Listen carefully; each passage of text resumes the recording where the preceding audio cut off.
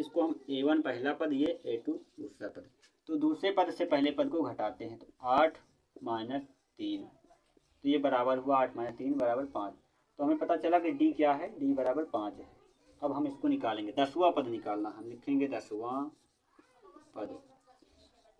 मैं रामरूप शर्मा और आप देख रहे हैं मेरा यूट्यूब चैनल, जहां पर मैं वीडियोज अपलोड करता हूं फॉर मैथमेटिक्स सब्जेक्ट के लिए। आज के इस वीडियो में हम आप लोगों को सिखाएंगे अनुक्रम तथा श्रेणी, सीक्वेंस एंड सीरीज क्या होती है।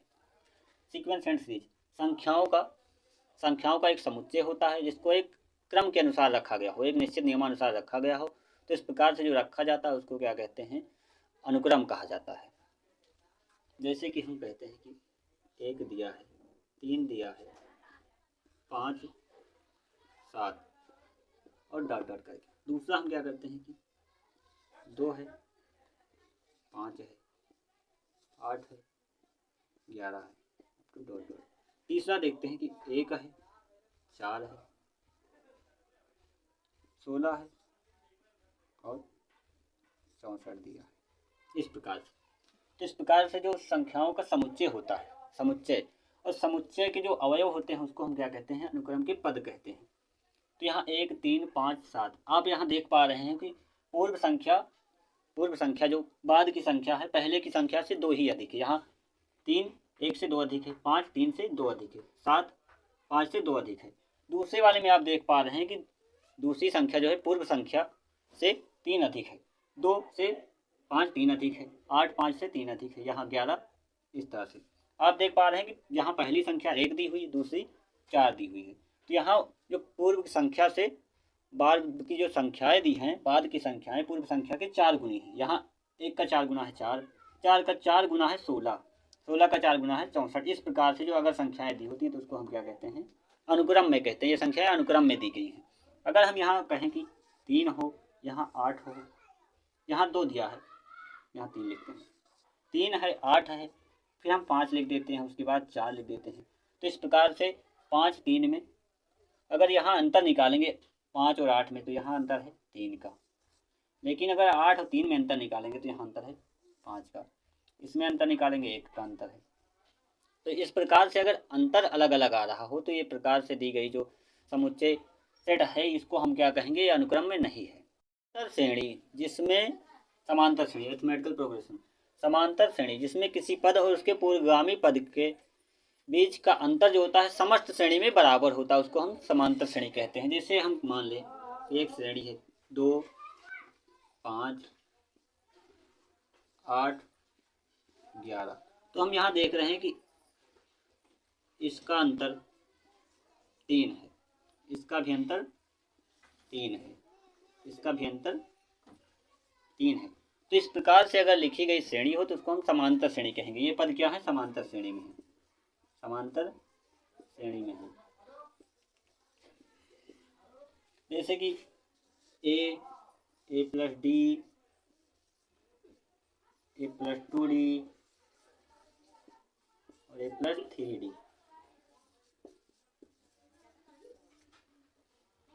ये सब क्या है, समांतर श्रेणी में। समांतर श्रेणी में जो पहला दिया होता है, जैसे 5 8 11, इसके बाद दिया हो 14, तो समांतर श्रेणी में जो पहले दिया होता है उसको हम प्रथम पद कहते हैं। प्रथम पद, प्रथम पद, प्रथम पद, और प्रथम पद बराबर होता है ए के। हम इसको ए से लिखते हैं, प्रथम पद को ए से लिखते हैं। और इनके बीच जो अंतर होता है सर्वांतर, सर्वांतर को डी से लिखते हैं। और निकलता कैसे है, सेकंड वाले पद से हम पहले वाले पद को घटाएंगे। जब भी इस 5 को लेना है तो हम इसको कहेंगे A2 माइनस A1, या इसको लेना, ये A1 है, ये A2 है, ये सेकंड पद है, ये थर्ड पद है, और ये फोर्थ है, A4 है। तो हम जब भी अंतर निकालेंगे तो क्या करेंगे, A3 माइनस A2 करेंगे, A4 माइनस A3 करेंगे। अगर इस प्रकार से अंतर बराबर आ रहा है तो हम कहेंगे कि यह दी गई श्रेणी समांतर श्रेणी है। समांतर श्रेणी का एनवां पद कैसे निकालते हैं, एनवां पद बराबर होता है a plus n minus 1 into d. A, जहाँ ए को हम कहते हैं, ए बराबर होता है पहला पद, ए पहला पद, ए होता है पहला पद, डी होता है सर्वांतर,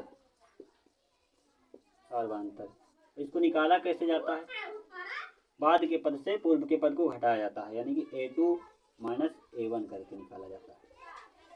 n बराबर 1 2 3 4 डॉट डॉट कुछ भी ले सकते हैं, हमको जो पद निकालना हो 1 n के स्थान पर वही रखेंगे हम।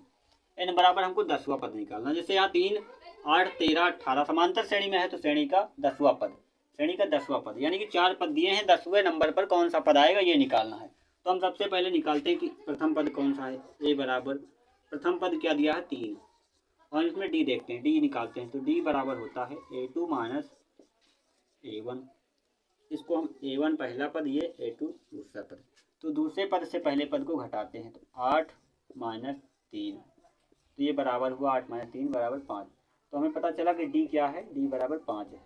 अब हम इसको निकालेंगे, 10वां पद निकालना, हम लिखेंगे 10वां पद